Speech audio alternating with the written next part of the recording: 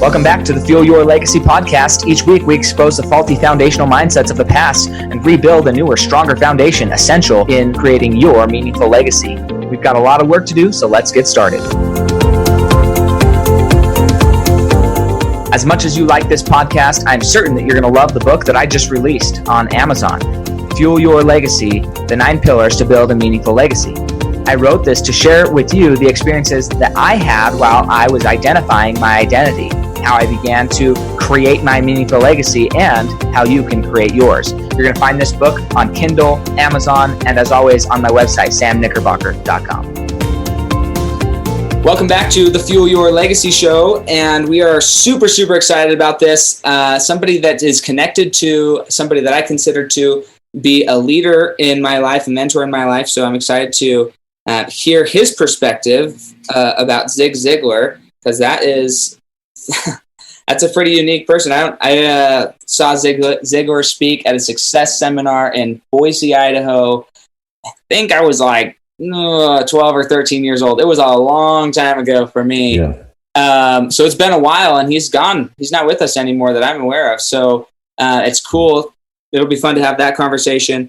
But this is Scott Reib, and he is a small business lawyer, attorney, legal counsel person. So I'm not just want to be clear here. I have no ability to recommend him. I don't use his services. So just if you heard it on this podcast, it's not because Sam said you should use him.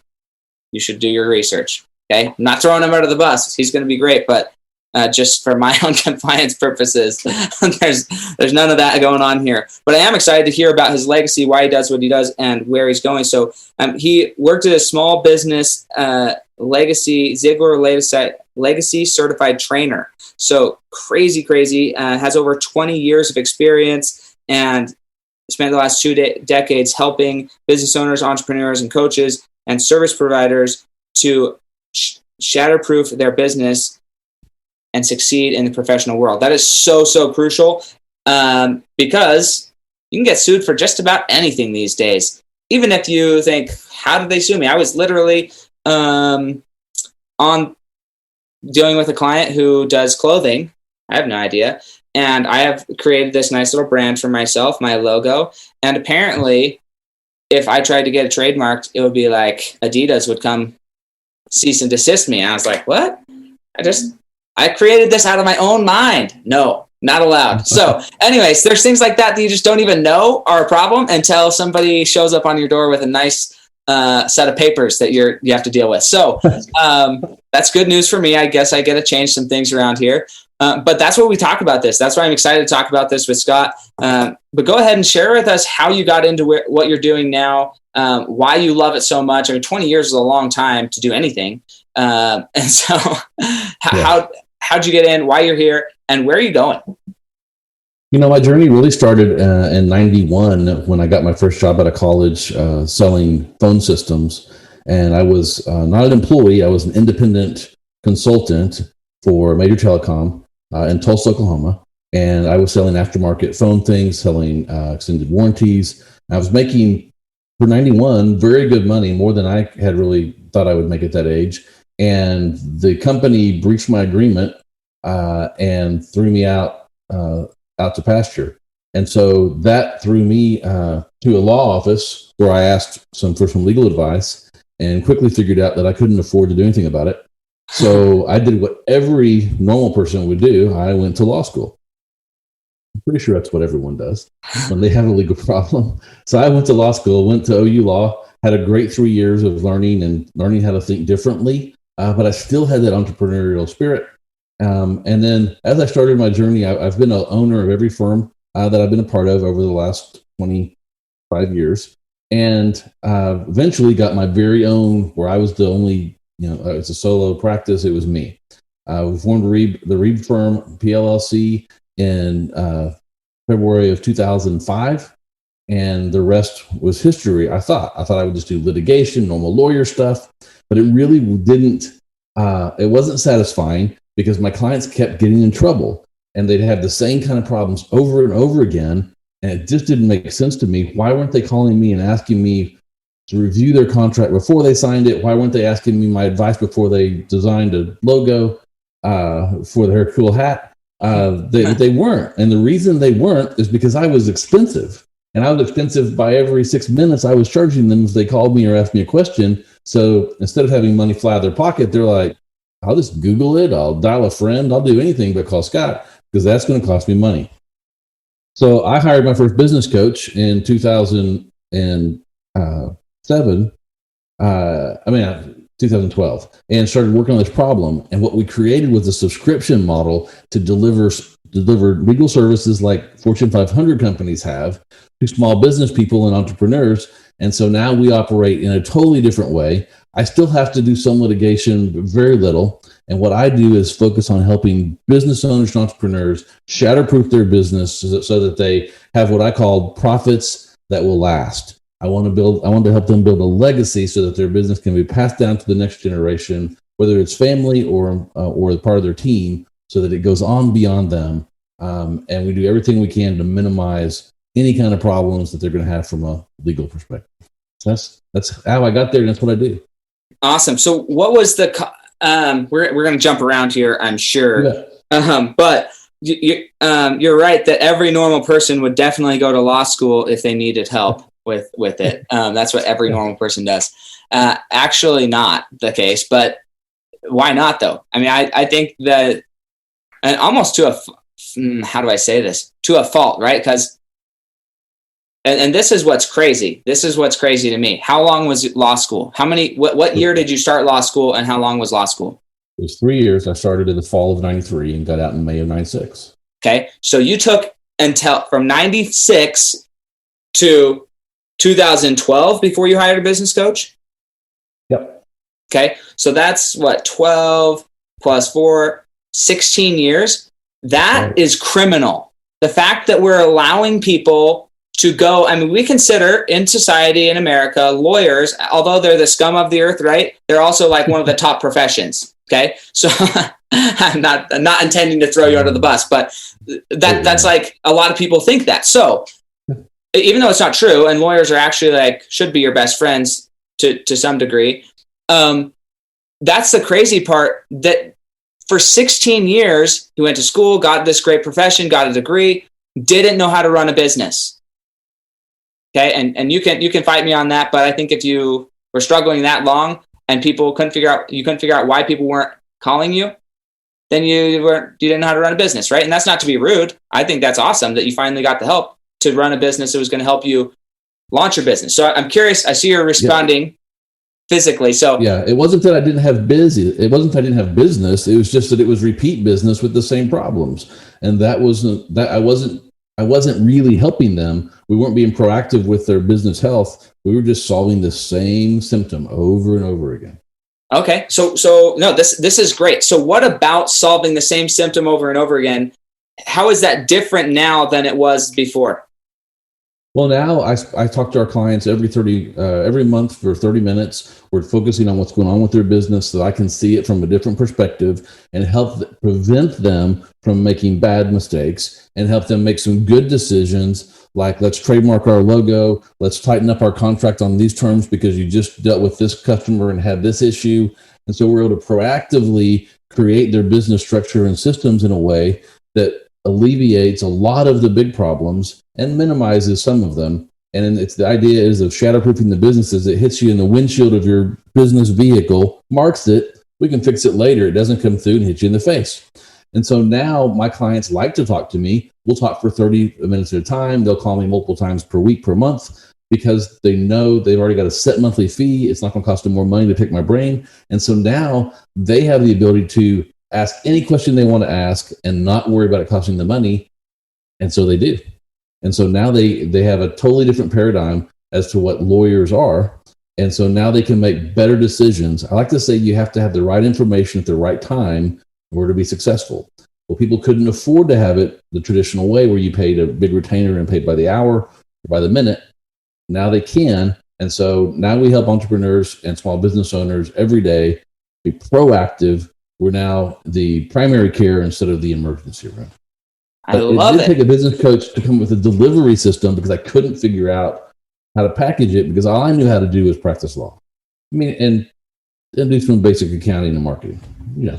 Yeah, I think that's true, and it's not just true of lawyers. It's true of, in my experience, a lot of dentists, doctors, Yes. Healthcare providers in general. Anything that's really a licensed profession, you get so trained in how to do what you're doing, also how to not get sued for most people.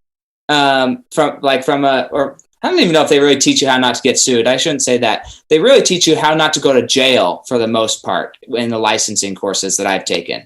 It's not really teaching you how to be a good business owner. It's like, here's all the ways you can go to jail. I have to make sure that I told you this before I gave you a license, so I can throw you in jail if you do it wrong. That's basically a licensing practice of most.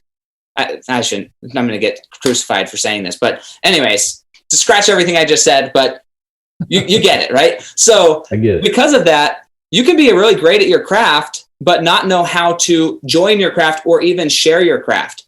I think that's huge, because specifically when it comes to legacy, you could be great at who you are or what you're doing, your core values, the way you live your life, all that. But if you don't know how to share that, and one of my favorite examples are, do you know who at least 3 of the founders of the country were, of America? Probably, because they're on all of our money. Okay. Right.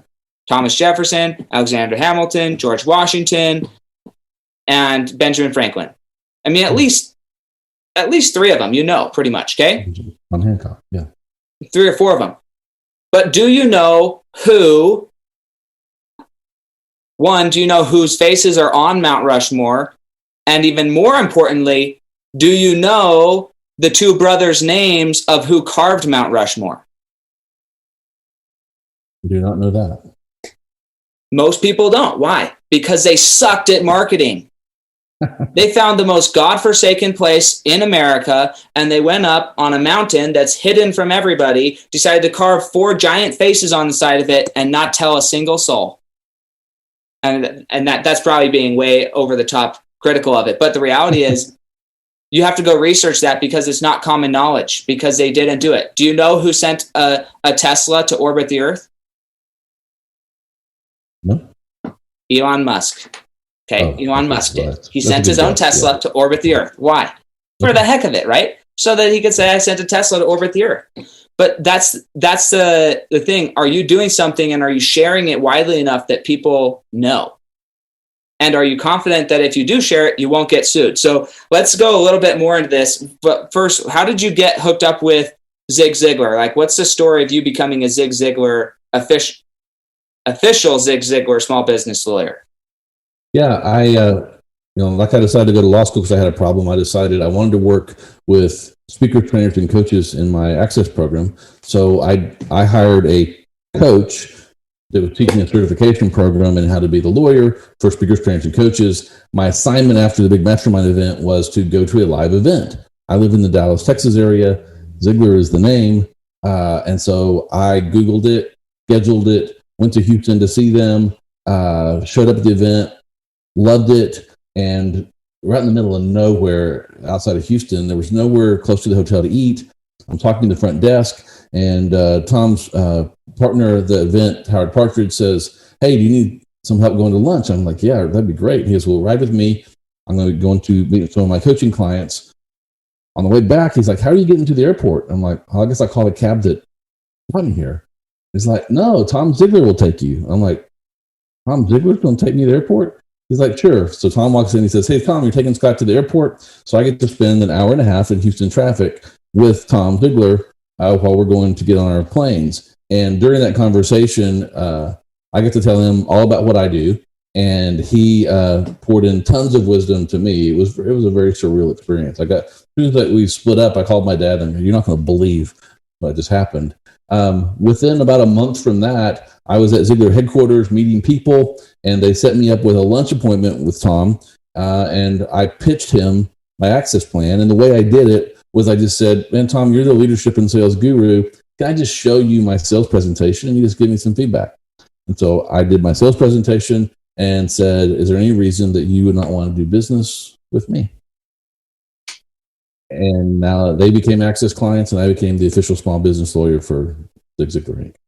Dude, that question is money. I use it with almost every one of my clients. Once it gets down to it, it's like, okay, based on what you've seen, as long as everything makes sense, is there any reason you wouldn't want to do business with me? You're inviting them to say no, so they feel like they got to say no, but really they're saying yes. It's freaking It's a killer close.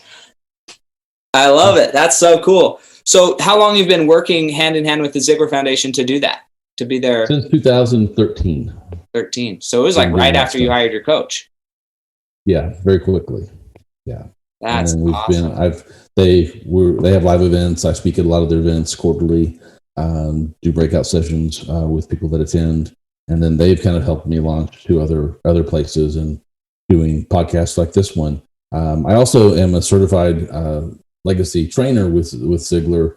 So I went through their ZLC class, and so I can teach some of the Ziglar courses and help people figure out how to have the better life and how to create a life with lasting and with a legacy. Mm-hmm. And he's a lawyer, so he knows how to make sure it's protected long term, hopefully. I mean, I know that there's lots of different types of lawyers and they all do different things. Yeah. Sort of. But they all have to pass the same bar, right? You don't go to a business law bar, do you? That's crazy. No, yeah, you pass the same bar, but many lawyers only do very specialized things and are scared to try anything else. I've never been scared. And so I'll try new things. And so we made this shift. So I work with business owners, online, offline, brick and mortar. We help them set up their business structures, get all their systems right, help them create wills, trusts, LLCs, limited partnerships, and all the things they need to protect and then transition that stuff to the next generation. So we're kind of full service for the entrepreneur. Do a lot of online entrepreneur stuff. But it's really important that it's all structured in a way that makes it smooth. If something happens to the entrepreneur, it happens way too much where there's been no plan. Something suddenly happens, either become disability or death. Death is certain, folks, and there was no plan, and so the business goes bankrupt in almost no time because there was just no continuity plan. There was no succession plan. There was no one in charge. It's a real mess, and so that's what we spend our time doing, is helping them figure out, the path to getting to what we call shatterproof. So I know you're focusing on business owners, but what's the value for somebody who's not necessarily a business owner? Yeah. There's somebody who's like, I want to make sure my life is in order, right? Because it's not just about the business. Obviously, the business, I think there's more potential things that you could step on as a business. But I also believe, and this is my personal opinion, from a tax perspective and a legal perspective, everybody should be running their daily life as a business. Like, I don't know why somebody isn't running a business in their life. Yeah. That's my personal opinion. And even if you're running your own W-2 income or whatever, if you're thinking as a CEO, then you're making decisions that are in the best interest of you and your family, and not letting other people walk over you. And I think that just the mindset of a business owner, we label it as business owner. I just think it's life, though. The mindset of how to operate efficiently in our world that we've created for ourselves needs these skills as well, just as much or maybe more. So what are some, how does it apply to just the everyday person that thinks, oh, I'm not a business owner? They've already tuned out because they think we're talking about law for business owners, and we're not. We're talking about legal protection and continuity and stuff across the board. How does that conversation go? Yeah, I love the way you said that. Yeah, you're basically the CEO of your household or your family. Maybe you have a COO too, but someone has to be in charge of it, and you need to run it just like you would a regular business, so that you have budgets and you've got systems in place for how you take care of the bills and who gets the groceries and how does the house get clean and who mows the yard.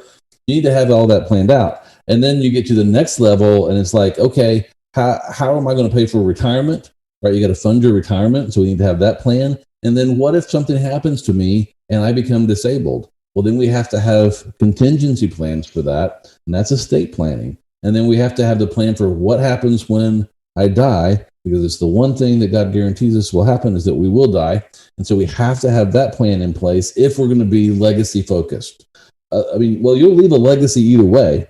You'll be infamous instead of famous. If you leave your family in a lurch, that's the worst possible thing, right? You're like, You don't want to do that. So you have to do some planning. Most people don't plan to fail. Most people fail to plan. And so don't be like that. Get with an access lawyer that can help you figure this stuff out, help you create a plan. If money is an issue and coming up with a plan, that's okay. Find a lawyer that'll work with you on a budget plan or a payment plan so that you can get your legacy in order. And it's not like you come in one day and it's done the next. You have to do some work. You have to do some soul searching. Like a very tough question is, who's going to take care of your kids? If you don't have guardians appointed for your kids, the court and the state has a plan for you, and you may not like it. So you need to seek out this counsel from me, from some other lawyer that's in your area, and make sure that you know that you have a plan in place that's not going to leave your family in a lurch, and that is going to let you have a good legacy of providing for your family in the future. And so the hard work that you're doing now at your W-2 job can pay off and go into the future. And right now, Sam, almost everyone has a side hustle. I mean, if you go on TikTok, all you hear about is side hustles. If you don't have one and you're listening to us, it's easy. You should find one, because I hear W-2 jobs aren't all that stable. And you might want to have something in the wings that's generating a little revenue so that you could ramp it up if you needed to. And if not, it can help you pay for college, retirement, vacations. It's just too easy. And once you figure out some of these skills on how to put a plan together, how to put a budget together, it all works in business. It all works at your house. It's really everyone kind of has the same problems. Business owners may have bigger problems, but you could also just be a very wealthy W-2 individual and have some big problems. But again, don't be the person that fails to plan. That's okay, so easy. I want to ask something that's super controversial, and I always get pushback when I say it. And I'm like, you know what? I still defend my statement. But I'm curious from a lawyer's perspective, how you'd answer this, right? Because I think when you go into a business contract with somebody, you ideally have contingencies or exit strategies built into the contract. So, hey, if XYZ doesn't happen, this person's out. If they're not performing, this person's out. If this doesn't happen, this person's out. If they try and vote me out, I've got a super vote, so I win. And I fire their butts, right? So like whatever, right? So there are contingencies built into good business contracts, right? Not every business contract has all the contingencies in it, but ideally, you met with a good lawyer, and the lawyer made sure that you were protecting your business. There was exit strategies in place from the beginning. Worst case scenario. And lawyers get paid to think in worst case scenario. I think it's the most depressing job, but I mean, I've never been a lawyer, right? But I hate when somebody's like, well, this is worst case scenario, so we have to protect you. I'm like, I don't even think about the worst case scenario. It's not on my mind.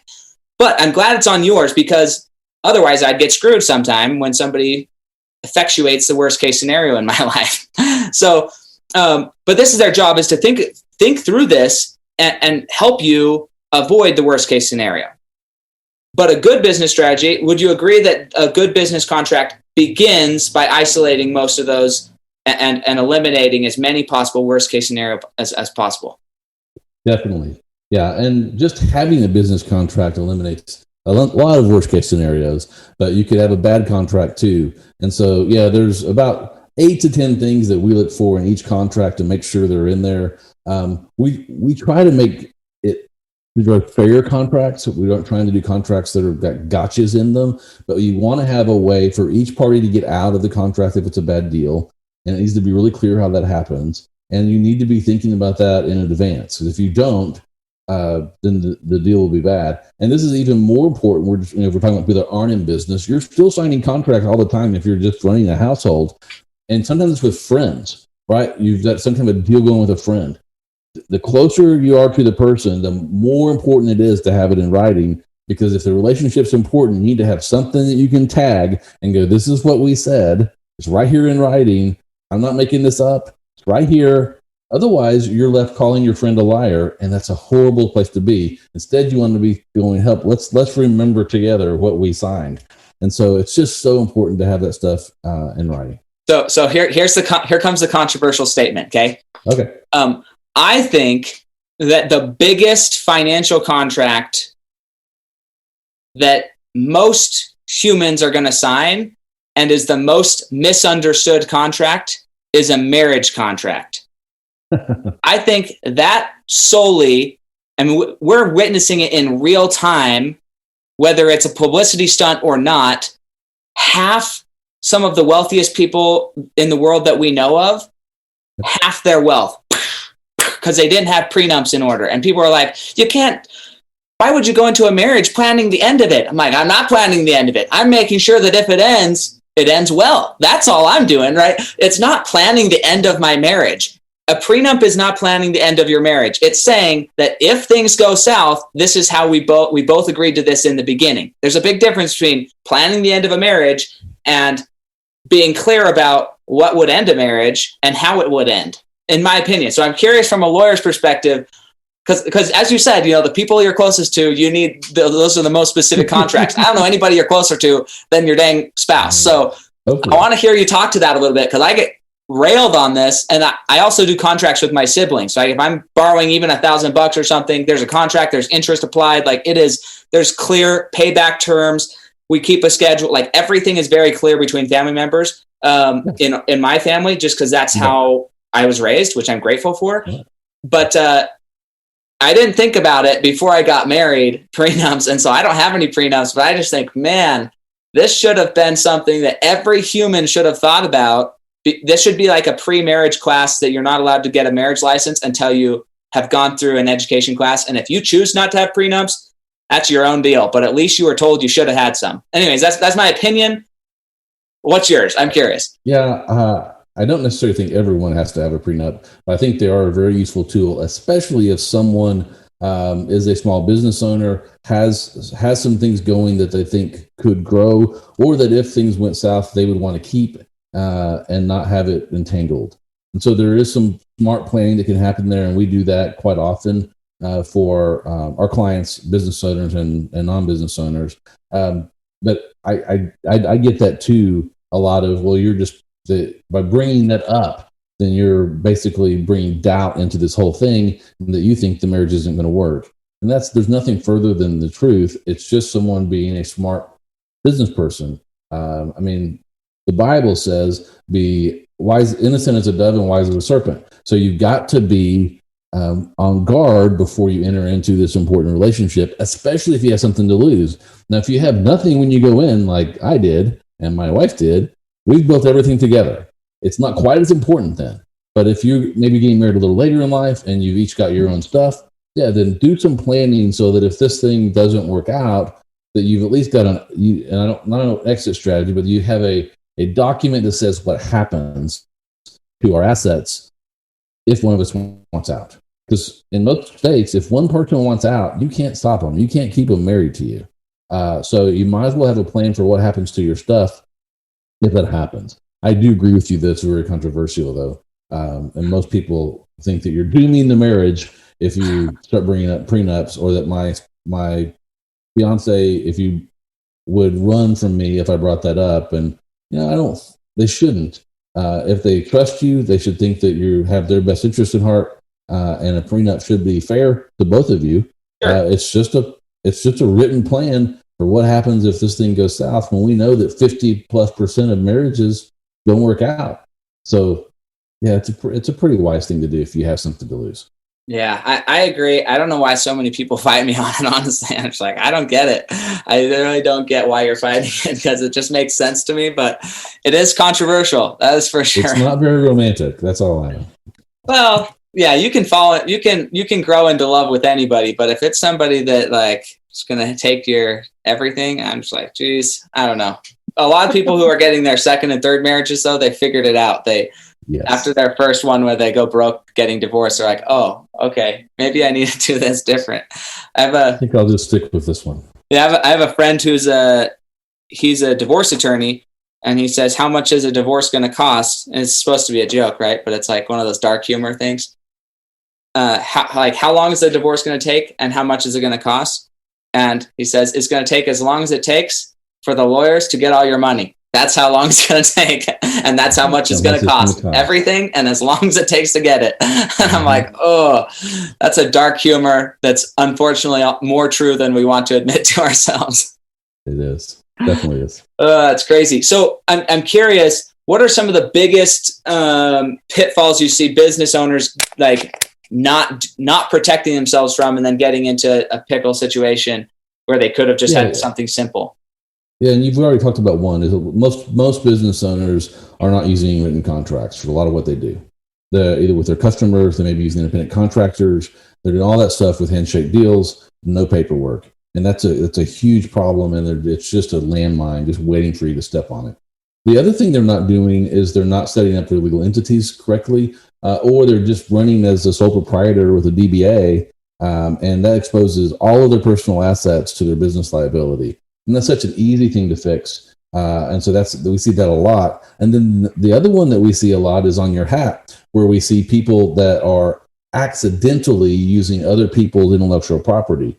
One of our 5 proven strategies in my book, the 5 proven strategies to shatterproof your business, is don't use other people's IP.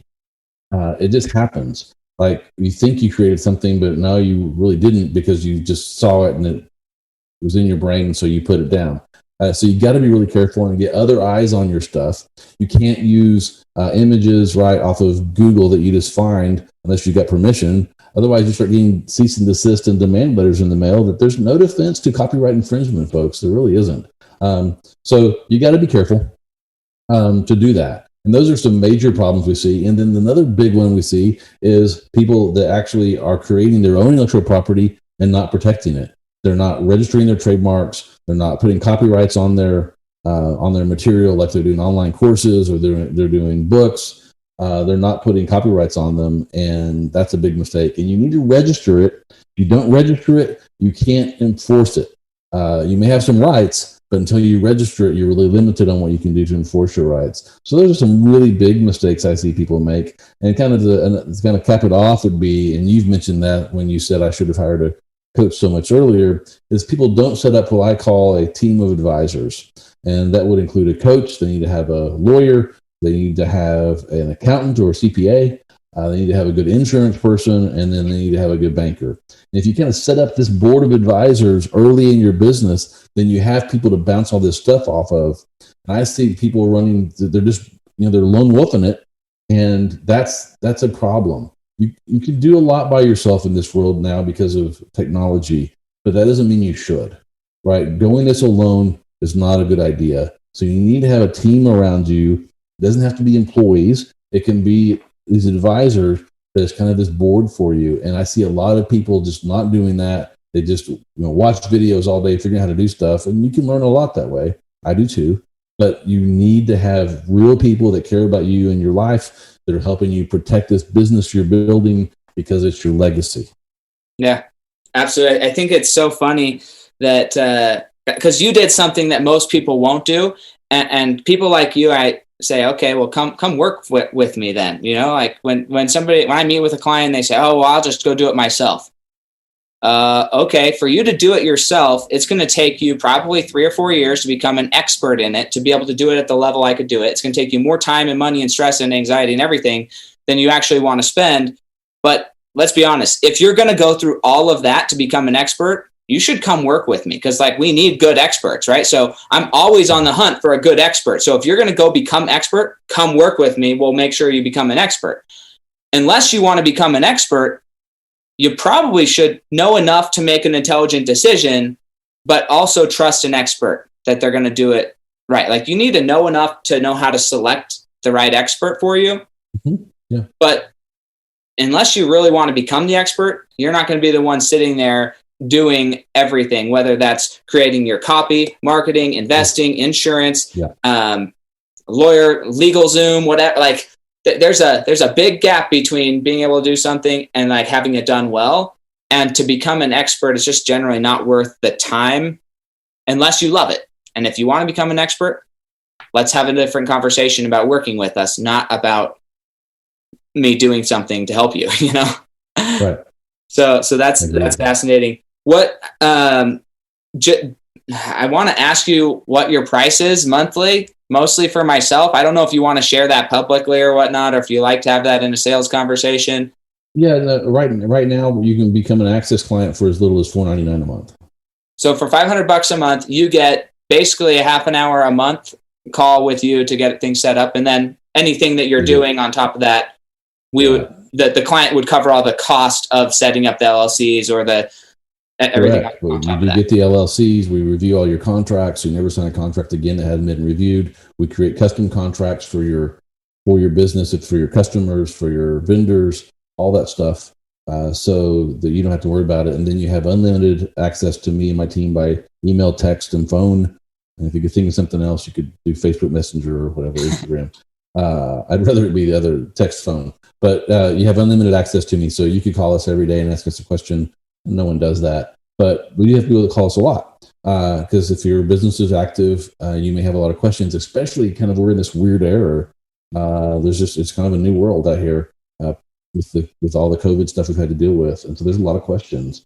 And then if it's not included in the plan, then you get a 20% discount off of whatever it would be. If it's a trademark, if it's an estate plan, it's an asset protection plan, then we do flat fees. We're like other business owners where we actually quote you a fee. And if I'm wrong and it takes me more work to do it than I thought, then I'll lose money. If I can be efficient, I make money. It just seems fair that we should have to do that. Most lawyers don't. They just give you an hourly rate and it takes what it takes. And we don't work that way. Yeah, no, I'm definitely a fan of the just pay up front and then it's clear. I like clear amounts of money, even with my family. I have a brother-in-law who likes to do family gifts, which is fine. I don't mind family gifts. He's like, it's going to cost this much, we think. If it costs more, we'll ask for more money later. I'm like, no. No. You can have my share of the cost now, or you can tell me what the cost is later and I'll pay you more later. But I'm not going to have an open-ended tab for you to go spend my money. Potentially. No, thanks. Even I'll go spend thousands of dollars and not care. And then I'll care about $5 of stuff. And no, I don't like the feeling of open-ended stuff. I'd rather know than not know. So anyways, it's just funny. We probably spend more money than I need to, but I like it that way. I like certainty in certain respects. So that's awesome. So your legacy, what got you to start thinking about the legacy of your business, though, and going through the legacy training with Ziglar? Was that always in your mind of something that you should be focusing on, or was it more of a protection model from the beginning, and then these other avenues kind of opened up how you saw what you were doing? That's a great question, Sam. No one's asked that before. Yeah, it started out as protection. And then as we started working with more and more entrepreneurs, it became apparent that this was really about more than protection. It was about how do we go from where you are now to where we want to be, and then pass that on to someone else. Some people don't have family, so it was going to go to another employee in the business, and so it came later. And then I was the official lawyer for Ziglar for 5 years before I went through legacy certification training. It just started to make sense that I wanted to be able to give more than just legal advice and business coaching. I do business coaching because I've learned a lot. I needed to be able to give them more leadership and more how to build a better life, build a better family, better business from the Ziglar perspective. And so with that training, I'm able to pour a lot more in. I'll bring a whole client and their team into our world headquarters, and we'll do training in my facility to help them with goal setting, to help them with whatever their project is. We'll workshop it, help them through it, so that they can get on and build a business with legacy. Because if you don't do that, you mentioned earlier, and Gerber says it so well in his E-Myth Revisited. Otherwise you're a technician, and you'll always be a technician, and you'll never get to significant legacy. If all you can do is be a lawyer, you'll never get to legacy and significance. And so you either got to learn new skills, or you've got to build systems and bring in people that can follow your systems if you want to get to legacy. Otherwise, it's just a job, and it's probably the worst job in the world because you've got yourself for a boss and you're probably nuts. So don't do that. Build a business which is built on systems and automation and people that don't have to be highly skilled. They just have to be good people that can follow your systems. And if you do that, you'll be happy, they'll be happy, and it will lead to a business that can go on and be a legacy business, not one that just pops up one day and is gone the next. And that's incredible. So I'm curious for you, that's the switch of selling, and I'm going to go really deep, really fast here. So just track it. But selling hope versus selling fear. What's been easier?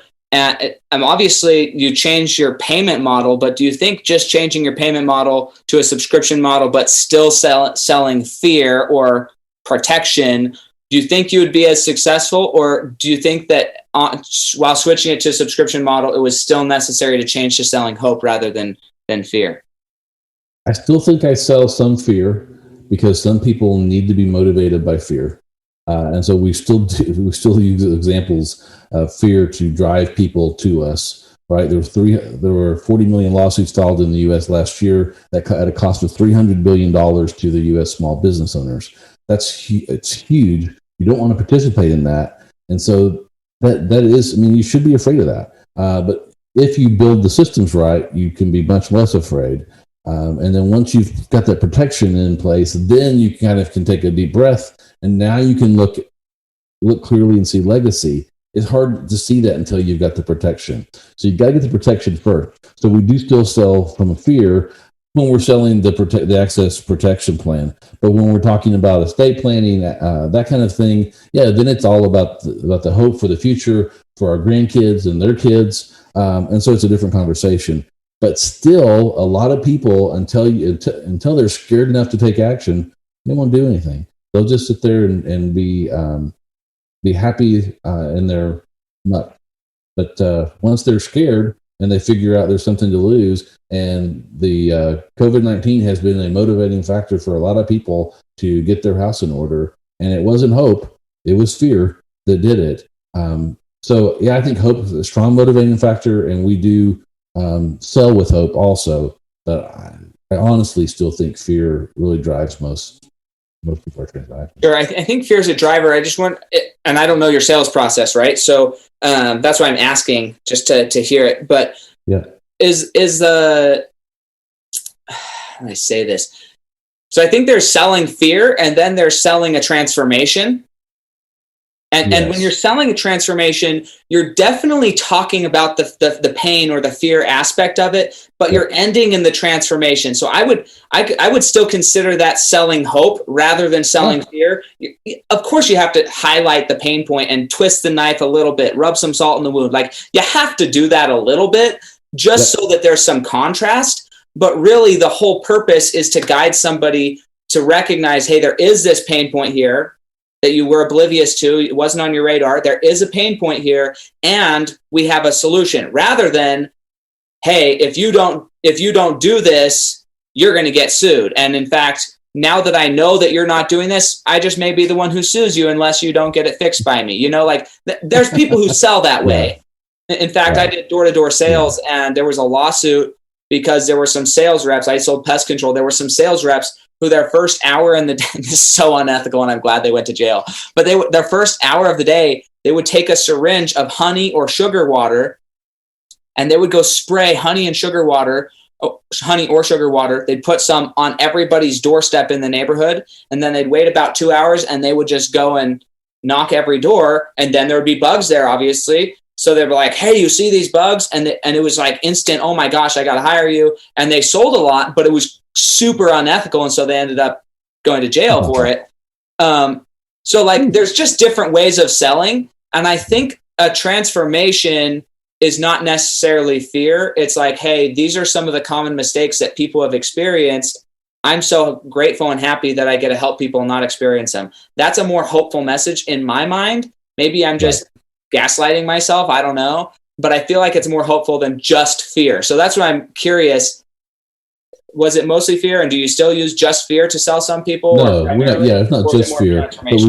But our sales process points out the pain points and then shows you the solution, which is our access plan or estate planning, depending on what your problem is. But yeah, it's problem solution sales. And so we are, like I said, we are highlighting the fear points at the beginning, but we're showing them a way out of that through having a legal coaching plan. So if I called your clients today and said, hey, why are you working with Scott? Why are you working with Access, whatever? Are they going to say, because I don't want to get or are they going to say, man, it's been so great. Now I have everything in order. I've got systems and I know exactly where I'm headed and I'm not worried about anything in the future. Yeah, they're going to say Scott's really awesome and I have peace of mind that he's got my back and I don't have to worry about it. Okay. See, and that's the reason I'm asking this. I have like a hierarchy. And again, I've been told I should trademark this. It just hasn't been the time yet. So I need to trademark this probably at some point. But like my legacy structure that I help people focus on is a chiasm. And it starts with legacy. How do you want to be remembered? And then your core values, then what fulfills you. And then your faith, family, fitness, finance, fun. And then the top, like the capstone of the building is your results. And in a chiasm, they're supposed to start and end in the same spot and highlight the center is supposed to be the most important part, right? So the most important part is you're living a life that fulfills you, but there also needs to be an alignment. And if you're intentionally saying, this is how I want to be remembered, or in your case, this is how I want my clients to refer me, is, hey, I love having no stress. I love having everything buttoned down and taken care of. And Scott's awesome. He's always there for me. If that's the end result that you want, then you have to live in alignment of that, right? If somebody you think that that's what they're saying, but then I go and ask them and they say, well, I'm just so glad, like, I'm just scared of doing all this. So I pay them $500 a month just to make sure that I don't have these issues. Then the building is not in alignment, right? It's going to fall eventually because the results that you're getting aren't actually the legacy you're trying to build. And so that's why I asked that question, like, are they in alignment? And sounds like, according to you, you think they would be. I'd love to talk. Some aren't. Some aren't.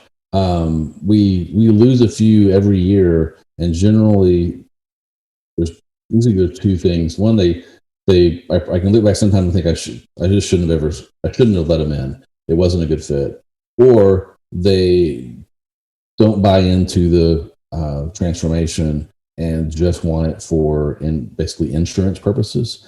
And so eventually it becomes too expensive for insurance purposes, and they leave. If they're not invested in the transformation, they leave. And so, but there's always a few that come in because they are scared, and it's an inexpensive way to address those fears. And then if they don't buy into the transformation at some point, they're out. Yeah.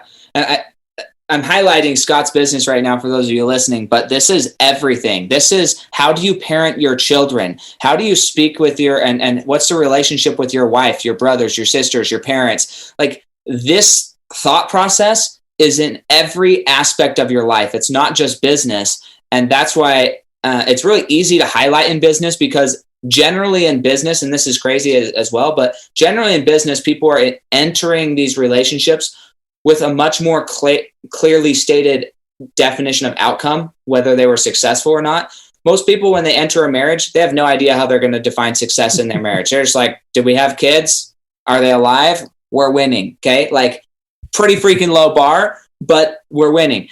Health. Most people don't go into their health thinking, what's my defined benefit of outcome? Like, how am I going to determine success? And so the real highlight of this conversation should be, how are you determining success? What's your definition of success? And what systems and contracts do you have in place to guarantee that success? Yeah, it's good stuff. Yeah, it's interesting. This has been really enlightening. I'm so glad I had you on the podcast so I could learn. I'm excited to learn more about your services and see what that looks like for me. To be quite honest, my experience with lawyers is similar as people who are like creative types, photographers, videographers, digital people. Like, they never get back to you, and like they just operate on their time, and it's the most annoying thing. So I'd love to have a different opinion of lawyers, but as of right now, that's pretty much the opinion I have. And I don't know why they just do things on their own time. I'm like, everybody else, I've got deadlines in my business. Why does deadlines no longer exist in some people's organizations? I don't get it. I really don't understand it.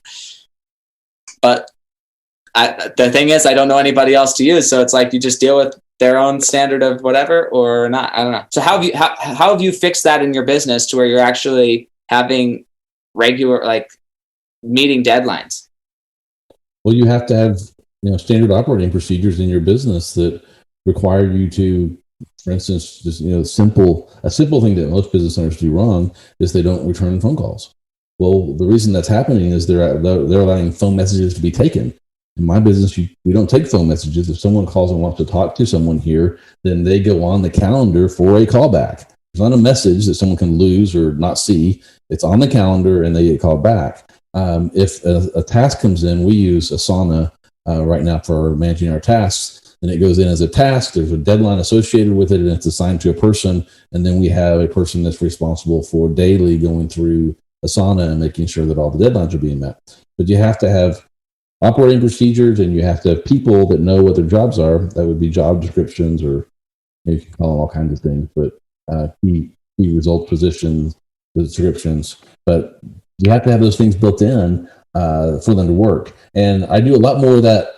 We're talking about business and then family or individuals. I do a lot better at that at work, truthfully, than I do at home. If I had more systems, I would probably have even better kids than I have. And I have amazing kids. But when I see things that they're not doing, they don't do what I want them to do, it's usually because I didn't give them a system to follow, a checklist to follow. If I had done that early in their lives, they probably would be doing that thing that they're not doing, like cleaning up their room. Yeah, no, that's interesting. Literally, as we were having this conversation, I'm like, well, I'm the CEO of my family and the CFO. My wife, I would say, is the COO, but what's my 4-year-old child? What C-suite executive is he? What's my 2-year-old child? Like, is he the chief, I don't know, cleaning officer? Like, what's his job? What am I going to say? Look, here's your budget, dude. Here's your time. You're in charge of it. How do I, anyways, I like giving independence to people. So it's just interesting to think about that. You just don't want your 2-year-old to be the CEO. I see that too often. Yeah, no. I'm the CEO, and more like my wife and I combined are the CEOs, because I don't make really very many decisions without her. But I'm not the chief disciplinary officer, that's for sure. Because when it gets home, I'm like, look, this is my standard of discipline, but I don't got to spend all day with these kids. So, babe, that's your job. Like, I know what I would do, but I don't have to live with them all day. You do. So you get to decide. I will follow your disciplinary rules specifically. And if I have a disagreement, then we can have the conversation. But in the moment, it's your voice always trumps mine, because I don't have to deal with them every day. So sounds like a smart man. Yeah, so it's good. So here's the legacy on rapid fire. 5 questions, 1 word, 1 sentence answers. You ready to go? Let's do it. Okay, awesome. So what do you believe is holding you back from reaching the next level of your legacy today? I don't have the right team in place. Okay. What's the hardest thing you've ever accomplished? Law school. And what's your greatest success to this point in your life? I've raised 2 great young men. Luke's 19 and Jake's 22. They love God. They're responsible adults, and they're going to make a difference in the world. Fantastic. And what is one secret habit, mindset, or behavior that you think contributes most to your success? List making. Fantastic. And what's 1 or 2 books you would recommend to the Fuel Your Legacy audience? Yeah, The E-Myth Revisited. I mean, if you're not a business owner, it might not be great for you. And then The Ultimate Sales Machine. Book 2 that have changed everything that I do. Awesome. Love both of those books. And this last question is, how do you want to be remembered, right? What's your legacy? Imagine 6 generations from now. So this is your great-great-great-great-great-grandchildren sitting around the table discussing your life, the impact you had, the legacy you left. What do you want them to be saying about your legacy 6 generations from now? Yeah, I want them to be saying that Grandpa changed the way that law was practiced and the way legal services were delivered to empower small business owners to make decisions proactively about their business from a legal perspective and to build shatterproof businesses. Awesome. Fantastic. I'm excited. We're going to chat after this for sure, but thank you so much for coming on, and we'll talk to you guys later. Have a great day. Thanks, Sam. This was great. Yep. Bye. Thanks for joining us. If what you heard today resonates with you, please like, comment, and share on social media. Tag me, and if you do give me a shout out, I'll give you a shout out on the next episode. Thanks to all of those who've left a review. It helps spread the message of what it takes to build a legacy that lasts. And we'll catch you next time on Fuel Your Legacy.